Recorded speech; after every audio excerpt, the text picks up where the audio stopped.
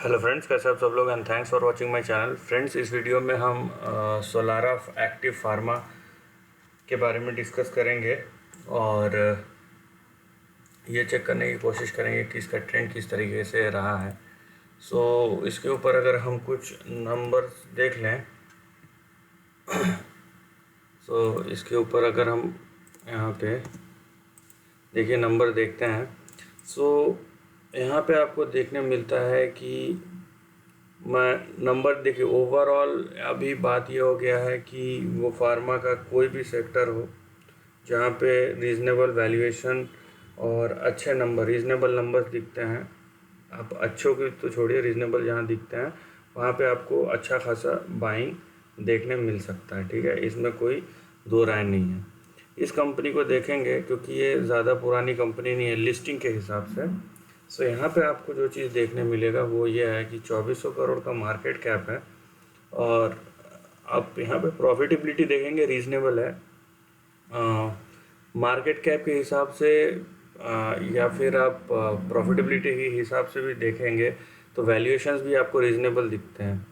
ठीक है, वहीं आपको प्राइस टू बुक हाई दिखता है यहाँ पे, लेकिन जो पी है 18-19 का है। 18-19 का पी जो प्रॉफिटेबिलिटी के हिसाब से 12-13% के प्रॉफिटेबिलिटी के हिसाब से अब वेल एब्जॉर्ब्ड है कि मतलब ये जो आपका वैल्यूएशन है वो वेल डिफाइंड वैल्यूएशन है और इससे ज़्यादा अगर बढ़ते जाता है तो वो फिर higher side of the range में आएगा। तो इस तरीके का इंटरप्रिटेशन आप कर सकते हैं।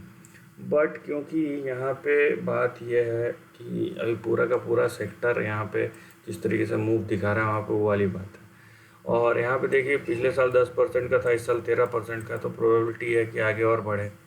वहीं आप देखेंगे कि 2500 करोड़ की कंपनी, यहाँ पे आपको FIIs TIIs हर कोई दिखेगा।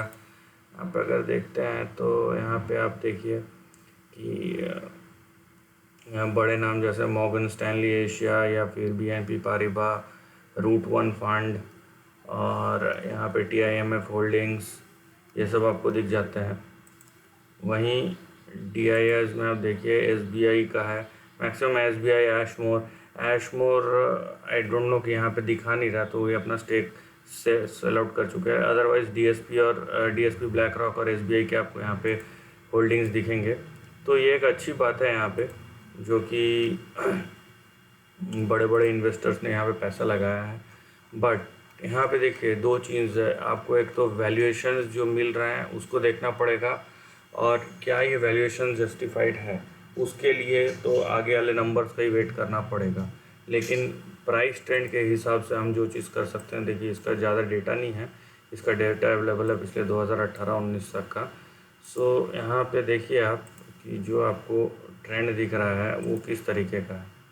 ठीक है, जो आपको ट्रेंड दिख रहा है वो कुछ इस तरीके का है और ये वीकली चार्ट है।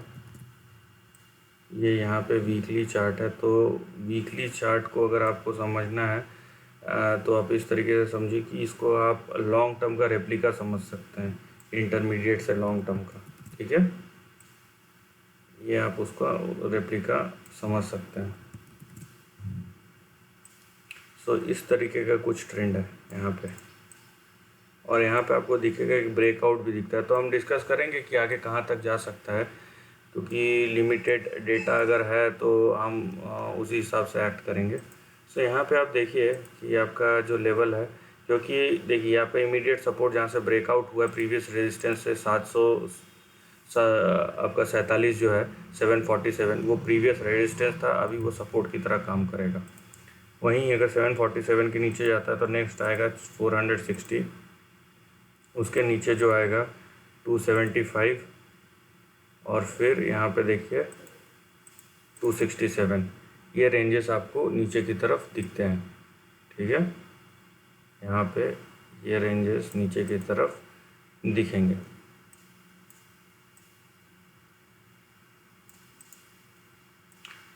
ऊपर की तरफ ये कहाँ जा सकता है, सवाल ये है। इसको आप दो तरीके से मेज़र कर सकते हैं। पहला ये कि आप यहाँ से यहाँ तक का लेंथ मेज़र करें, दूसरा ये कि यहाँ से यहाँ तक का लेंथ मेज़र करें। हम एक काम कर सकते हैं, क्योंकि ये पूरा का पूरा एक रेंज है, अगर हम लॉन्ग टर्म के लिए देखते हैं, ऐसा नहीं कि बीच में करेक्शंस नहीं आएंगे, लेकिन मैं यहाँ से यहाँ तक का लेंथ मेजर करूँगा। तो यहाँ पे हमको दिखता है कि जो इसका लेंथ है वो है 166%, 166%। सो यहाँ से जो नेक्स्ट ये जा सकता है, ठीक है, ये जो नेक्स्ट यहाँ पे जा सकता है जो प्राइस लेवल तक, वो है आपका ये, यहाँ पे देखिए 1900 के आसपास ये यहाँ तक जा सकता है, ठीक है। और ये लॉन्ग टर्म के लिए है, तो आप 1-2 महीने में जाए तो ये प्राइस मूवमेंट इसके बारे में नहीं बता सकता कि कितने दिन में जाएगा, लेकिन ये जो है लॉन्ग टर्म के लिए है। बट एक चीज़ आप समझिए, मैंने थोड़ी देर पहले ही बोला था कि वैल्यूएशन के हिसाब से अगर आप देखते हैं तो ये वैल्यूएशन तभी डिज़र्व करता है जब ये इसके नंबर्स आगे भी अच्छे हों। अदरवाइज़ ये यहाँ पे जो वैल्यूएशन है वो यहाँ पे देखिए, वो वैल्यूएशन यहाँ पे बोल सकते हैं वेल जस्टिफाइड है। नाउ यहाँ पे एक चीज़ और है जिसका आपको ध्यान रखना है, वो है ये आप देख रहे हैं ये ट्रेंड, ठीक है। ये ट्रेंड अब देखिए, ये एक लीनियर ग्रोथ फैशन वाला हो गया है ट्रेंड, मतलब यहाँ पे जो नेक्स्ट प्रोबेबल मूव आ सकता है ना वो एकदम सीधा आएगा, ठीक है, रादर देन कि इस तरीके से जाए कुछ। प्रोबेबिलिटी ये है कि सीधा आएगा।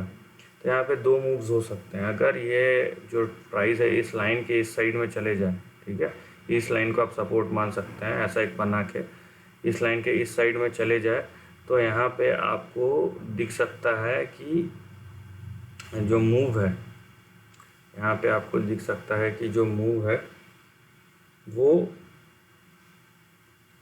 यहाँ पे कंसोलिडेशन या करेक्शन में जा सकता है। अगर ये प्राइस जो लाइन है इधर चले जाए, आपको टारगेट तो दिया हुआ है, लेकिन जब तक इस लाइन के अंदर मूव है तब तक यहाँ पे आप देखो बहुत तेज़ी फास्ट तेज़ी आएगी यहाँ। सो यहाँ पे 2 चीज़ है, ये प्राइस में इस चार्ट को ट्रेंड को देखते हुए ऐसा लग रहा है कि इस ऐसे जा सकता है। इसका मतलब ये नहीं है कि इधर से चले जाएगा तो सीधा नीचे ही गिरेगा, हो सकता है इस तरीके से भी जाए, लेकिन प्रोबेबिलिटी कम दिखती है। प्रोबेबिलिटी करेंट ट्रेंड के हिसाब से हम बताते हैं। अगर चेंज होगा ट्रेंड तो उसके बाद उसको फिर से हमको रीवैल्यूएट करना पड़ेगा, बट यहाँ तक रहेगा। और इस तरीके से अगर गया तो बहुत फास्टली ये जो प्राइस है वो टच कर जाएगा। लेकिन एक बात याद रखिएगा कि जितनी तेज़ी से स्टॉक ऊपर जाता है उतनी तेज़ी से स्टॉक नीचे भी आता है, ठीक है। तो ये हर एक स्टॉक के ऊपर, चाहे ब्लू चिप कंपनी क्यों ना हो, या हर एक स्टॉक के ऊपर एप्लीकेबल है। तो ये चीज़ का भी यहाँ पे आपको ध्यान रखना है कि अगर ये बहुत तेज़ी से ऊपर जाए तो बहुत तेज़ी से नीचे भी आ सकता है, राइट। यहाँ पे मल्टीपल फैक्टर्स है जिस पे आपको काम करना है या देखना है। बट ओवरऑल अगर आप शेयर का ट्रेंड देखेंगे तो यहाँ पे जो फार्मा सेक्टर को पुश है और जो रीजनेबल वैल्यूएशन है, भले ही यहाँ पे वैल्यूएशन जो है यहाँ पे सस्टेन कर चुका है, मतलब वेल वैल्यूड है, लेकिन रीजनेबल वैल्यूएशन है तो ऊपर तो जा सकता है। लेकिन बहुत तेज़ी से गया तो नीचे आने के जो कॉन्सिक्वेंसेस है उसके लिए भी आपको तैयार रहना है, और उसका जो रिस्क मैनेजमेंट है वो भी आपके पास होना चाहिए इन्वेस्टमेंट से पहले। So this is the end of the video दोस्तों। वीडियो पसंद आए तो लाइक और शेयर कीजिए, थॉट्स कमेंट सेक्शन में लिख के बताइए, और ऐसे ही नए कंटेंट के लिए चैनल को प्लीज़ सब्सक्राइब कीजिए। Lastly, take care of your family and friends.